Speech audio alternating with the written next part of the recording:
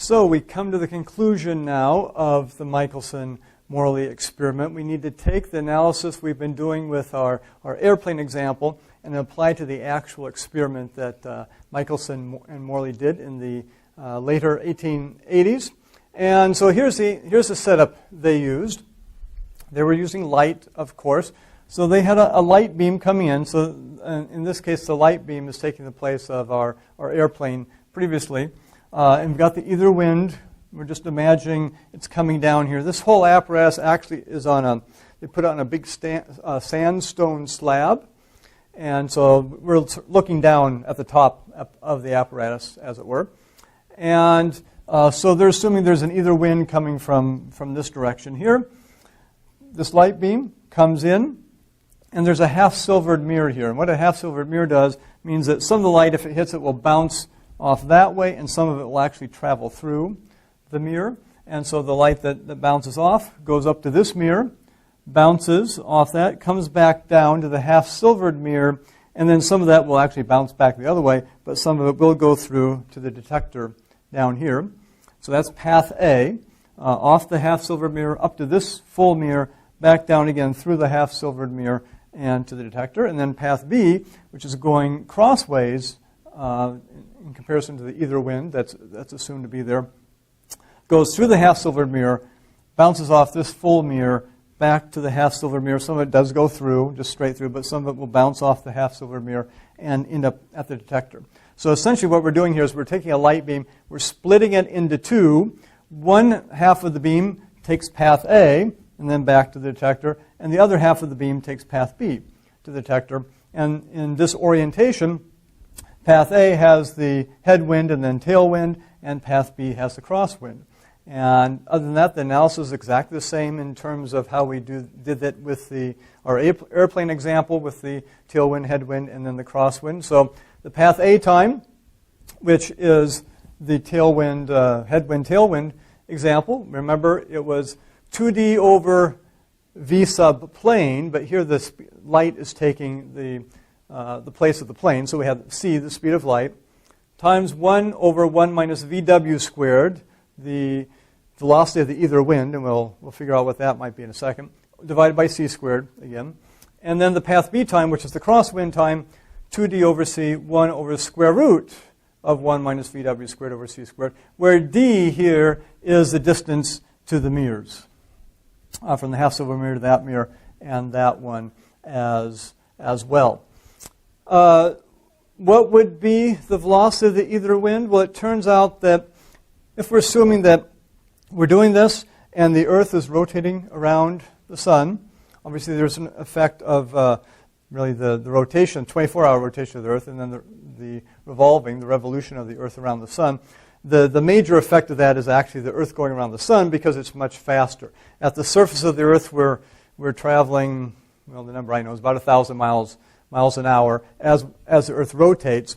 But in terms of traveling through the solar system, or around the sun, as it were, it's about 30,000 meters per second, so much faster. So that traveling around the sun is the main velocity effect that's going on. So the idea is as we travel around the sun, as the Earth travels around the sun, we'll be experiencing an ether wind. We're traveling through the ether just like riding a bicycle through a still air. You feel the breeze in your face. So this number here for v sub w, about 30,000 meters per second. And just for comparison, speed of light, though, is still much, much greater than that. It's 300 million meters per second, which is about 10,000 times faster than the speed of the supposed ether wind here. So path A time, path B time, the tailwind, headwind, and the crosswind time. And what we'd like to do is just figure out, as you can see here, what's the difference in travel times? What's the effect of the ether wind on the light? And again, this goes back to some of our analysis, qualitative analysis of just how waves work, that if a wave is in a medium, and the assumption here is that light waves, the medium of light waves is the ether, and if that is moving, then that affects the speed of the light that we would measure. So that we should see a difference here. So that one path should be a difference in travel time compared to the other path when it gets to the detector here. And we'd like to know, exactly what that difference might be for representative numbers here with the speed of light and the speed of the ether wind there.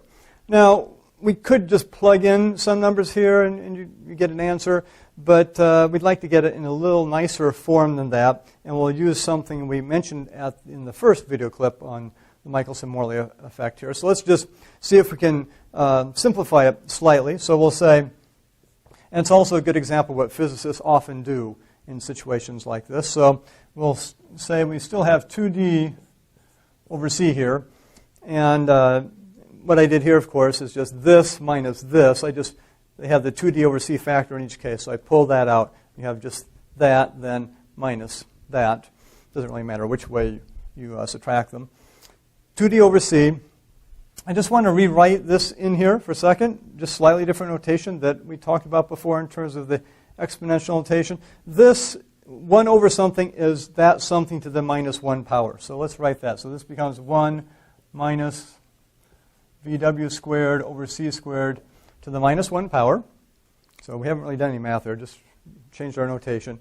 And then minus the second term, 1 minus VW squared over c squared to the 1/2 power in the denominator means the same thing to the minus 1/2 power if we write it like this. 1 minus VW squared over c squared to the minus 1/2 power. Okay, so just change the notation there. And now, again, to get room, we're going to erase this. So hopefully you've been taking notes or pause it. It's really the same equations we had before. We'll leave the diagram up here for reference because we'll be using that again in a little bit. So difference in travel times now is, so we'll bring this up here, is going to equal 2d over c. Have that still. Now, here's where we use a mathematical technique that physicists love to use when they can, and that is, remember we talked about the binomial expansion, and just to remind you what that was, this was from the first video clip on the Michelson Morley experiment. When we have something like this, say 1 plus x to the n, if x is much smaller than 1, then we can write this as approximately equal to 1 plus nx. Okay? And note, this is why I rewrote this here. This is the form we have. I have something, essentially, x in this case is the VW squared over c squared. And if I have a minus sign here, this just becomes a minus there. So either way works. So I've got 1 minus something to the negative 1 power. So in this case, n is negative 1. X is the VW squared over c squared, and then just a minus sign instead. So I can do this. 1 minus x to the n is approximately equal to 1 minus nx, where it can be positive or negative. So, well, is this thing here much less than 1? This is only if, just to remind, if x is much less than 1. There. Well, think about this a minute. We mentioned that the supposed velocity of the ether wind, 30,000 meters per second. Velocity of light, 300 million meters per second. That's a 10,000-fold difference between the two, plus they're squared here. So really the difference is 10,000 squared, which is about 100 million times, if I did that right in my head. 10,000, 10 to the 4th, for those of you who do things like that.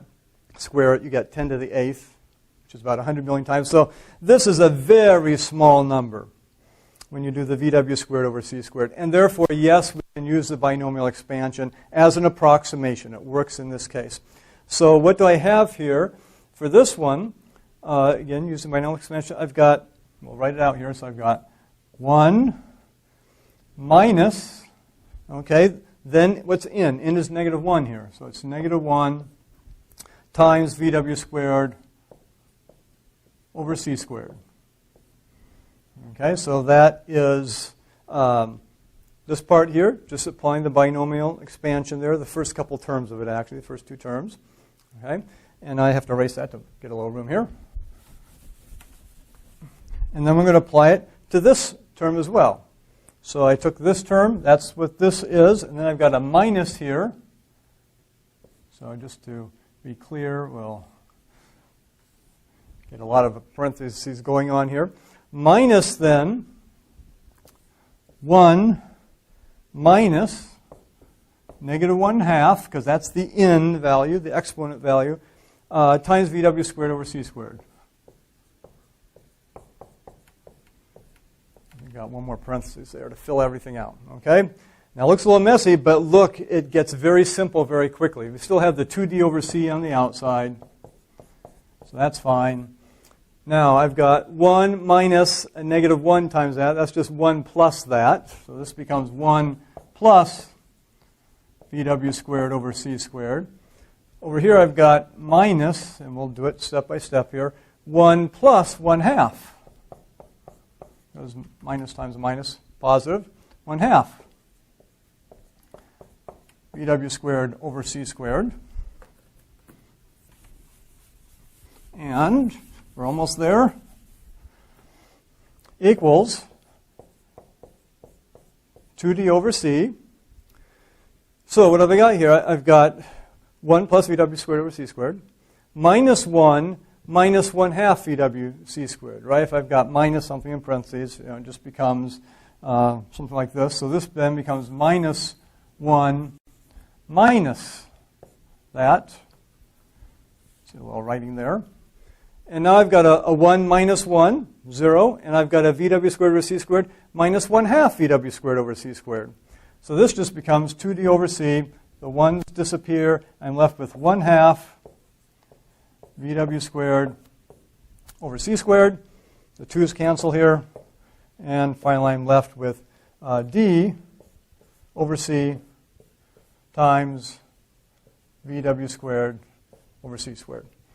And the reason we went through that partly is just to show you that physicists love to do these types of things, to get it down to much simpler form so that, assuming the approximation is correct, that we can use the binomial expansion in this case, and it is. So what is this number? Remember, this is the difference in time between the two paths here, path A and path B, in terms of the recombined light beams. They end up back in the detector here. One takes a little bit longer than the other, one in general. And this is a difference in time between them. Well, what would you, if you actually put in some numbers here, what would you get? In the most famous version of the Michelson Morley experiment, D was 11 meters. Okay? 11 meters, that's about more than 30 feet, 33, 35 feet, something like that.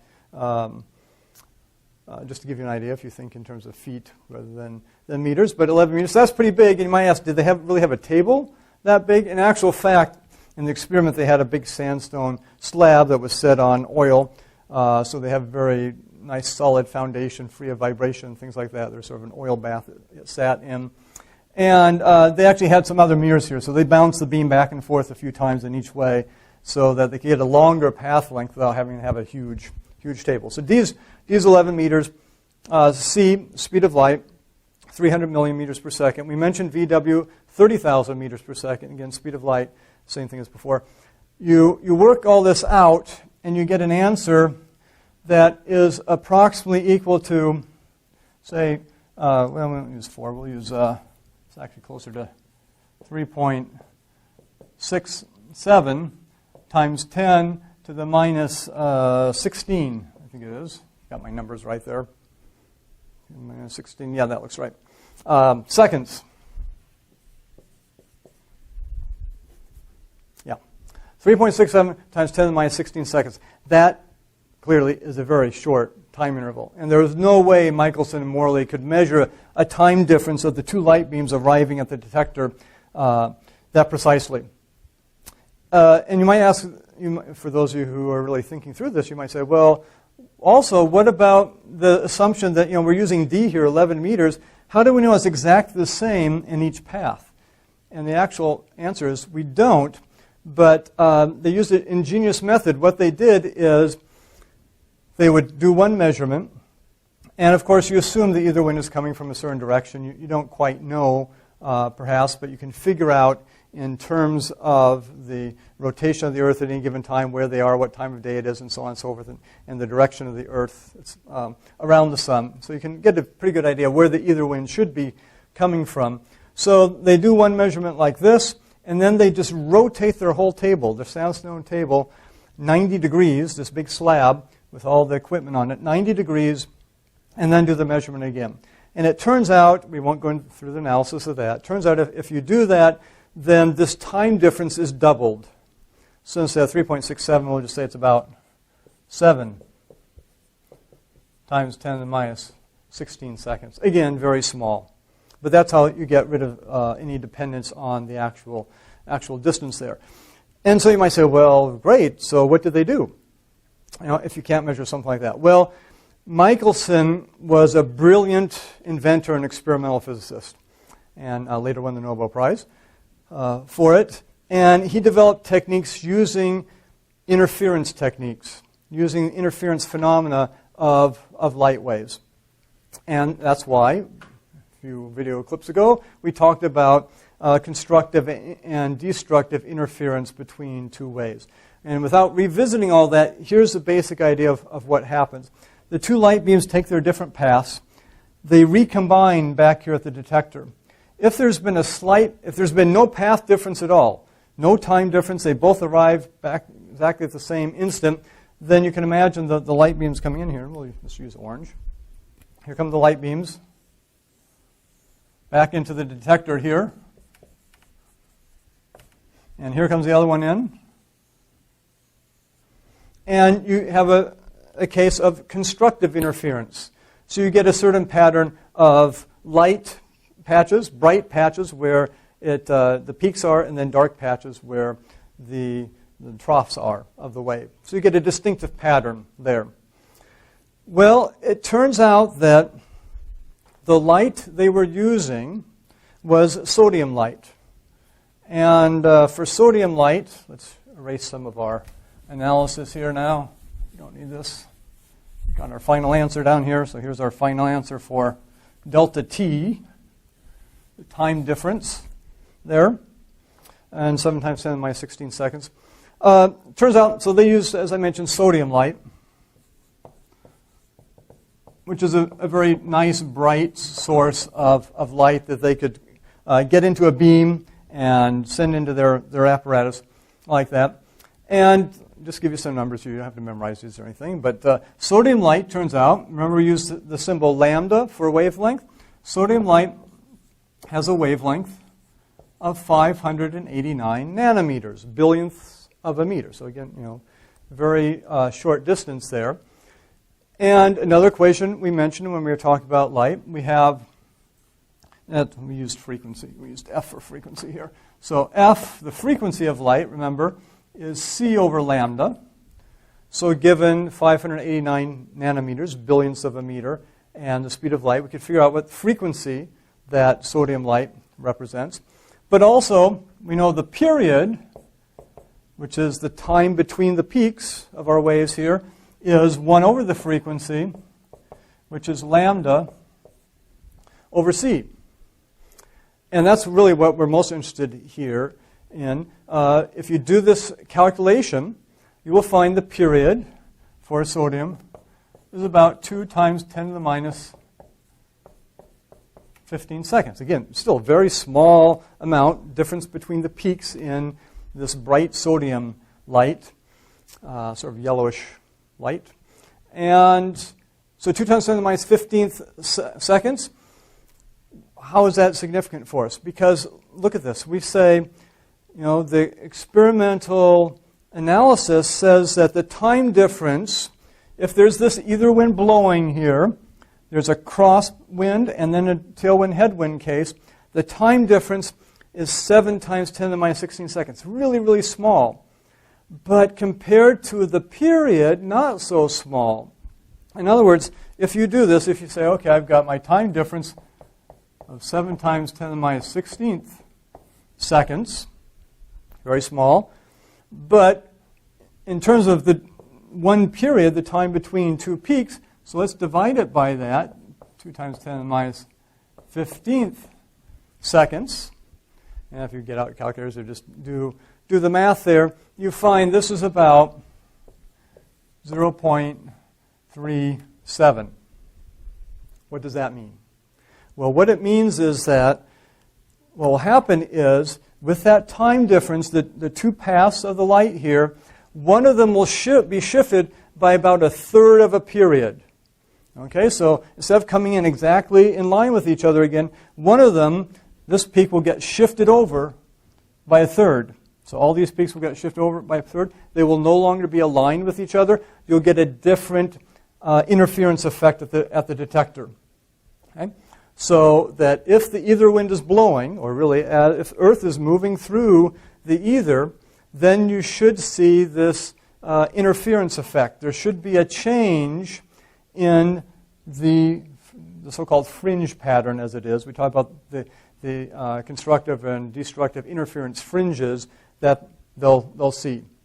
And it should be relatively, in terms of the apparatus they had, not too difficult to see. 1/3 of a period meant that actually the light and dark areas would shift slightly by about a third. And again, with the apparatus they're using, should in principle be pretty easy to see. So what did they find? They found, when they did this, that the observed shift, they did it a number of times, different orientations, different times of the year, and so on and so forth. The observed shift, I think, was about 0.005. In terms of the experimental uncertainties they were dealing with. The observed shift could not be greater than this. It might even be less than that. And so this is what's known as the famous null result. The famous null result of the Michelson Morley experiment, because they didn't see the effect of the ether wind. And physicists, many of them, they just didn't know what to do. They said, how can this be? Where is the ether wind? Light is a wave. We know that. That's well confirmed theoretically and experimentally.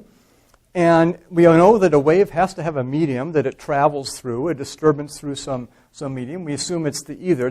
We give the name ether to that medium. We're not quite sure exactly how it's put together, what it consists of, and how it works, and so on and so forth. But it should be there.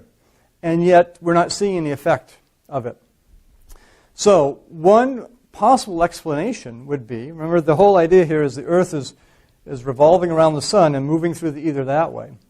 Well, what if at the surface of the Earth, maybe the ether gets sort of dragged along just by the matter of the Earth, or who knows, maybe the atmosphere is involved as well, so that you're sort of on the surface of the Earth, we're in a pocket, we're protected from the ether wind. So in fact, on the surface of the Earth, there is no ether wind blowing. And that could be a plausible explanation. Obviously, it would require some experimentation, some investigation to see if that actually made sense or not. And as it turns out, the reason they didn't immediately turn to that is there were other experimental results that showed that you could not have this so-called ether drag effect, that the Earth did not drag the ether along with it. And in fact, that's what we'll be working on in our next video clip. It's the so-called stellar aberration effect. So the upshot of it is, and I'm not going to go into all the details we did on the Michelson Morley experiment in terms of actually working through some of the math here. But conceptually, it's fairly straightforward. It's really sort of that airplane effect, crosswind versus tailwind, headwind.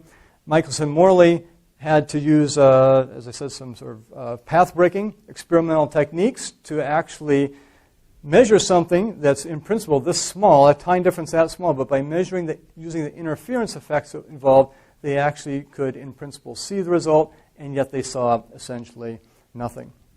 And later on we'll talk about, what impact did this have on Einstein himself?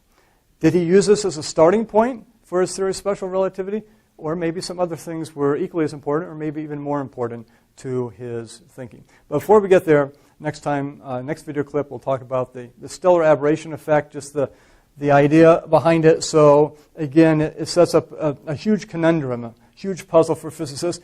They couldn't see the ether. They couldn't see the effect of the ether in the Michelson-Morley experiment. Stellar aberration said, ether drag can't work either, so what do you do with the ether? How do you solve a problem like like the ether. And so that's what, in the second half, really, actually later decades of the 19th century, they were really puzzling over.